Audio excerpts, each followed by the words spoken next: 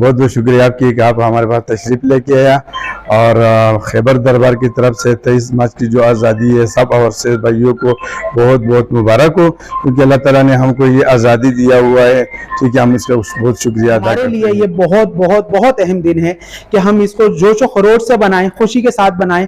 और हर पाकिस्तान पे मैं तो कहता हूं कि फ़र्ज़ है कि इस दिन को सिर्फ छुट्टी की तरह ना बनाए, एक बेहतरीन, एक कामयाबी, एक बुनियाद रखने वाला दिन बनाए। और इसी खुशी में आप सबको मैं खैबर दरबार पे दावत देता हूं कि आप सब लोग आएँ और इस दिन को हमारे साथ सेलिब्रेट करें।